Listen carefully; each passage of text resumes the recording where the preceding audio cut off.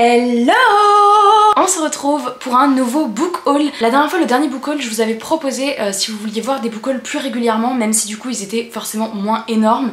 J'en faisais à peu près tous les 3 mois. J'ai du coup pris la décision d'en faire un à peu près par mois si j'avais de quoi en faire un, parce qu'il y a des mois où sincèrement j'ai genre 5 livres et je me vois pas vous faire un book haul pour 5 livres, et c'est clairement ce qui s'est passé la dernière fois que j'ai voulu filmer le book haul du mois de juin. C'est pour ça qu'on est un peu plus avancé dans le mois de juillet, parce que j'ai tout simplement attendu d'en avoir un petit peu plus. Je trouve ça dommage d'attendre un mois ou deux d'avoir vraiment un gros book haul, parce que là c'est les sorties un petit peu du moment, etc., que vous pouvez déjà retrouver en librairie. C'est parti, donc il y a quelques romans, je pense qu'il y a une dizaine de romans et il y a 3 BD, un truc comme ça. J'ai reçu de la part des éditions Brajlon Une maison de feu de Silène Edgar, et quand je l'ai vu dans le catalogue je l'ai pris parce que j'avais jamais lu cette autrice et qui, je sais, est assez appréciée. Donc on est sur un roman de fantasy qui est pas très long parce qu'il fait, il fait un peu plus de 320 pages. On va nous parler du chaos qui, lorsqu'il veut un enfant, fait un enfant le jour de la nuit d'Ike, un truc comme ça, du jour de Dike, et ainsi de suite, sa fille après, et sa fille elle aussi après, etc.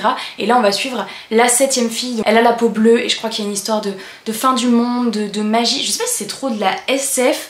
En tout cas ça nous parle de guerre, ça nous parle de différentes planètes, d'îles, d'équilibre, des séismes, des tempêtes, la sécheresse, enfin il y a plein de catastrophes naturelles. Je vous avoue que je sais pas trop l'intrigue parce qu'à l'arrière on nous met plein de pavés mais pas vraiment trop un résumé. Tristan l'a lu, il a plutôt bien aimé, je pense qu'il sera curieux de lire la suite, même si ce tome 1 a pas été un coup de cœur. J'en ai vu 0 avis. N'hésitez pas à me dire si vous l'avez lu celui-là, si vous l'avez vu passer, si vous fait envie. Celui-ci je vais aller très vite de... Oh la pile. Ok, heureusement que la pile est tombée comme ça dans mon fauteuil et du coup après elle a fait... Alors mon regard s'est tourné directement vers The Livre que je vais vous montrer juste après. J'ai eu peur. Il aurait été abîmé, j'ai eu peur. Rien n'est abîmé, tout va bien, on continue. Je vais vous parler de ce livre très rapidement puisque j'en ai déjà donné et mon avis lecture et on l'a vu dans un vlog, mais le porte-lumière a rejoint ma bibliothèque. Il est déjà lu, donc celui-là il ne rejoint... Enfin il a rejoint ma palle mais un très court instant parce que je l'ai lu assez rapidement. Mais voilà, il est trop beau, j'avais craqué dessus en librairie.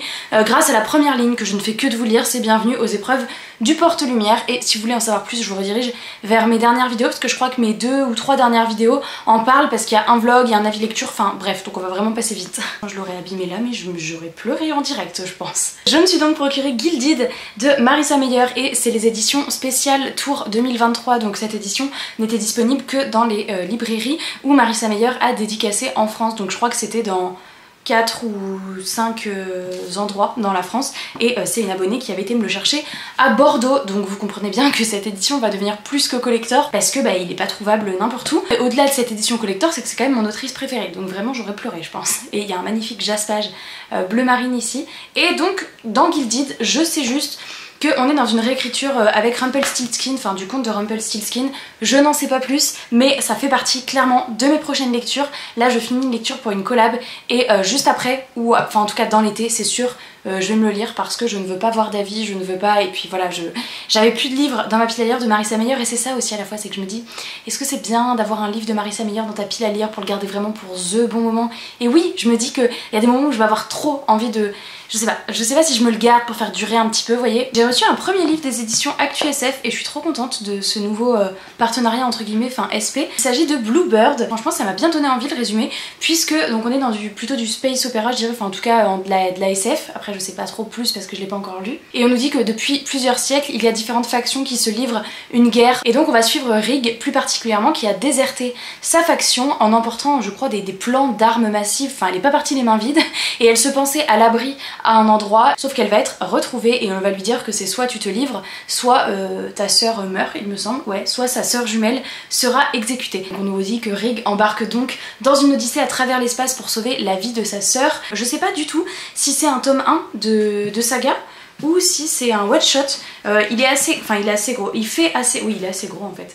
Il fait 600 pages, il dépasse les 600 pages, donc c'est quand même un beau bébé. Et voilà, je trouve trop joli avec les plumes comme ça. À voir ce que ça donne, mais ça me fait bien envie. Et donc c'est de Ciel Perlot. J'ai reçu un livre qui va être plutôt adapté pour cet été. J'ai reçu Waterback, que serais-tu prêt à faire pour avoir de l'eau? Là comme ça forcément en termes de couverture et en termes de thématique ça me fait fort penser à Dry de Neil Schusterman, puisqu'on est dans un roman où il n'y a plus d'eau tout simplement. Le grand réchauffement climatique a ravagé toute la terre, donc on ne trouve plus d'eau, et en quelques années l'eau potable c'est la ressource naturelle la plus rare au monde évidemment. Il y a une grande organisation politique, ce qu'on appelle la Watercop, qui est une organisation qui va tout simplement vendre l'eau au plus offrant et se faire un max de blé, et on fait appel au Waterback pour transporter c'est ration d'eau, sauf qu'un jour l'un des waterbacks va perdre, enfin en tout cas la livraison ne va pas arriver à bon port. Est-ce qu'elle a été perdue? Est-ce qu'ils l'ont volée, vu que c'est quand même la ressource the plus rare? Ils vont être en danger de mort, ils vont fuir la ville, etc. Y parviendront-ils? Donc on va être dans un roman qui, je pense, va assoiffer un petit peu comme Dry à mon avis, mais avec ce côté un peu aventure. Dans Dry on était vraiment sur la descente en enfer, vraiment un jour il y a de l'eau, le lendemain t'ouvres le robinet, il n'y a plus d'eau et on part à la recherche de l'eau. Là il y a quand même cette dimension un petit peu plus d'aventure, j'ai l'impression, enfin de ce que je comprends au résumé. Il est assez court et je ne sais pas si c'est... Je pense pas que c'est un tome 1, je pense que c'est un one shot, enfin en tous les cas il n'y a pas de petit 1 sur le livre et il est assez court, il fait moins de 300 pages, donc écoutez on verra ce que ça donne. Je l'ai pas vu passer, c'est aux éditions Slalom et j'avoue que le résumé me fait bien envie et je pense que ça peut être parfait pour cet été. Alors là je vais passer très vite parce que c'est plutôt pour Tristan, mais j'avoue qu'on est content de les avoir dans la bibliothèque. Mes parents ont une maison à la mer et on est parti en week-end il y a une dizaine de jours je dirais là-bas. Et juste à côté de la maison, vraiment au bout du chemin, il y a une boîte à livres et donc par curiosité on s'y arrête parfois. Mais là il y avait vraiment plus rien dedans, je me suis dit que la prochaine fois je ramènerai un ou deux livres, d'autant que là nous avons pris 2 livres. Donc la prochaine fois qu'on y va, là j'avais rien sur moi, mais je ramènerai 2 livres, j'ai toujours une petite pile de livres à vendre, à donner, etc. Donc j'irai en mettre dans la boîte à livres.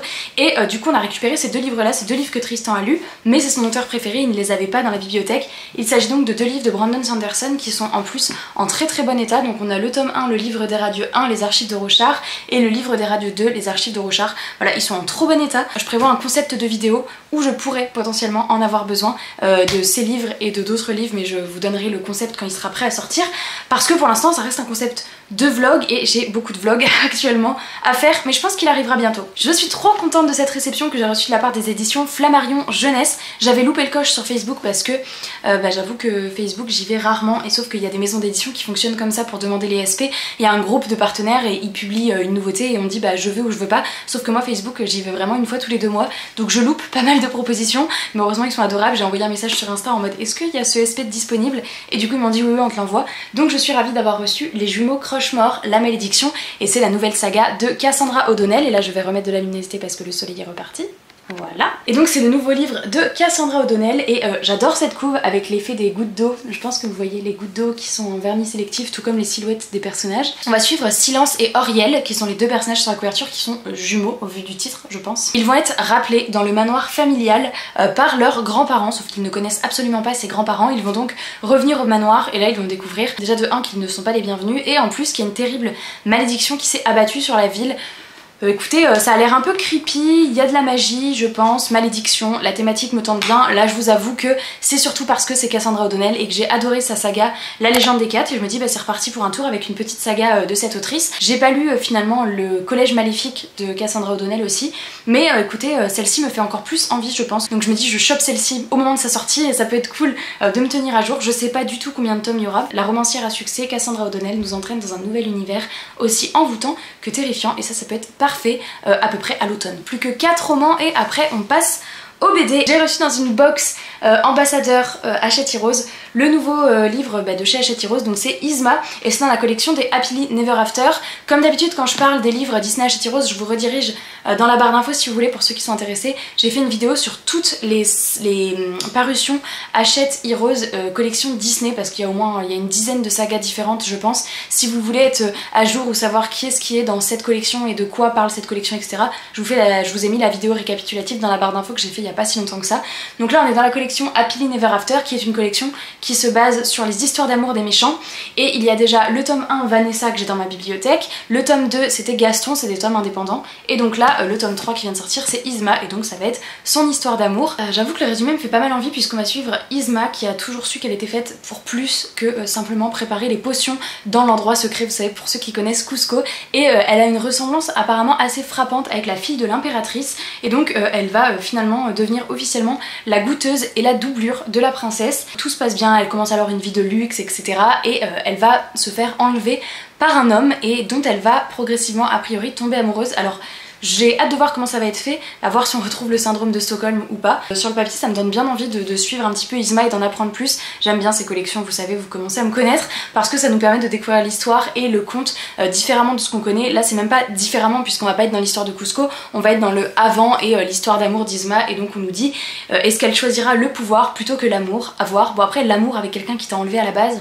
je sais pas trop ce que ça peut donner, mais sur le papier je me dis que c'est cool. En plus j'adore la couve, elle est jaune. Bah l'été vous savez que moi je lis plus de romances, donc Vanessa carrément c'est celui de la petite sirène, donc il serait parfait pour cet été, mais celui-ci me fait bien envie. J'ai pas celui de Gaston par contre, mais Gaston je vous avoue que c'est pas un personnage qui m'intrigue énormément, donc j'ai pas spécialement envie de le lire. En tous les cas les deux de la collection qui me font plus envie c'est vraiment Isma et Vanessa, à voir par lequel je commencerai, mais c'est vrai que ça me fait bien envie. Et vraiment ces couves, elles sont simples mais elles font vraiment tout leur effet quoi, j'aime trop. J'ai reçu un petit poche également de chez Actu SF, il s'agit de Biotanis de Anne-Sophie Devriez. J'aime beaucoup cette couve, la couve grand format était rouge et doré et donc là c'est un petit poche, mais justement ça peut être bien pour l'été. On est également dans un truc un peu environnemental, on est dans le futur, il n'y a plus de ruisseaux, il n'y a plus d'animaux. On va suivre également une jeune sorcière, si les hommes en vérité pouvaient survivre au fléau. Bref, j'ai pas vu d'avis passer sur ce livre, mais on est sur un roman d'anticipation dans le futur. Il y a quand même une dimension magique, donc on n'est pas vraiment dans de la SF parce que il y a quand même ce côté magie avec sorcière, donc écoutez ça m'intrigue bien. Et en plus par rapport au grand format, ce format poche est augmenté de 2 nouvelles inédites, donc en plus si j'adore l'univers et si j'ai kiffé l'histoire, je sais que j'ai 2 nouvelles en plus à lire, donc voilà. Tristan l'avait lu, il avait pas particulièrement kiffé, mais je crois que c'était plutôt pour la plume qu'autre chose, donc à voir, parce que la plume ça reste quand même très personnel, à voir si moi j'adhérerais ou pas. J'ai craqué pour un livre principalement pour sa couve. Alors c'est vrai que j'avais prévu de l'acheter avant de voir que c'était Hayden Thomas, et puis depuis j'ai lu Le Porte-Lumière que j'ai adoré, et donc ça a conforté mon achat. Je me suis donc commandé Les Disparus du Pays Imaginaire, donc de Hayden Thomas, donc l'auteur du Porte-Lumière que je vous ai montré tout à l'heure. C'est chez les éditions Sabran, et Sabran c'est une maison d'édition qui à la base, si je me trompe pas, est venue de Deux Saxius, mais ils ont comme créé cette collection à côté et cette maison d'édition à côté pour faire leur sortie dans les thématiques de la mythologie, des réécritures de contes, etc. Donc vraiment des sorties que je ziote régulièrement tellement la thématique me parle. Les débuts de chapitres sont trop jolis, c'est des petits arbres comme ça. Et donc le livre, au-delà de cette magnifique couve et de ce trop joli jaspage, on a, quand on déshabille le livre, une magnifique couverture. C'est trop joli, avec le dos comme ça. Par contre il est assez petit, je le pensais pas aussi petit quand je l'ai commandé, parce que il fait... En fait il se rapproche des 400 pages, c'est juste qu'il fait tout fin comme ça. On est dans ce livre là dans une réécriture de Peter Pan, puisqu'on va suivre, il y a 5 ans il y a Wendy qui a été portée disparue avec ses 2 frères, et puis elle va refaire son apparition mais seule, et donc depuis il y a comme un mystère qui plane un petit peu autour de tout ça. Quelques années plus tard, 2 enfants disparaissent à nouveau, ça rappelle à Wendy un petit peu toute l'horreur de ce qu'elle a vécu, et elle va rentrer chez elle par une route sombre à travers bois au volant de son pick-up, déjà faut pas faire ça. Et elle va croiser un jeune garçon sur le bord de la chaussée, et il s'appelle Peter, donc voilà, on verra ce que ça donne. Mais il y a un petit côté un petit peu mystérieux, sombre, je me dis que ça peut être cool. Pareil là aussi pour la période d'Halloween, en tout cas moi c'est à cette période que ça me donne envie de le lire. Ça me fait bien envie, c'est une réécriture de contes, vous connaissez mon amour pour tous les contes, donc voilà, en plus de la beauté de l'objet livre, j'ai trop envie de découvrir cette histoire. Et j'ai lu depuis Hayden Thomas, donc avec le Porte-Lumière, et j'ai bien aimé sa plume et sa manière de faire. Donc je suis très curieuse de découvrir un autre livre de cet auteur. Et donc on va passer au BD, et il y en a 5 en fait. J'ai reçu de la part des éditions Kinaï leur nouvelle parution qui est Samurai Gun, qui est une petite BD avec des couleurs, c'est assez particulier comme style graphique.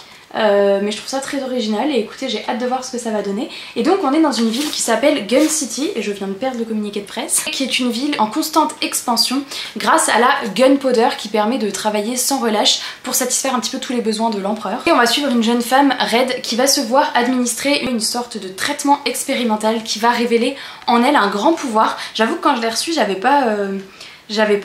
pas cru qu'il y aurait une dimension un petit peu pouvoir magique, etc. J'ai vu de très bonnes critiques et de très bons retours sur ce livre, donc j'ai très envie de le lire, même si je vous avoue que voilà, le style graphique c'est pas ce vers quoi je me serais tournée au premier regard, parce que c'est rouge et vert, c'est vraiment les 2 couleurs dominantes. Mais franchement à voir ce que ça peut donner. Alors est-ce que c'est un tome 1 ?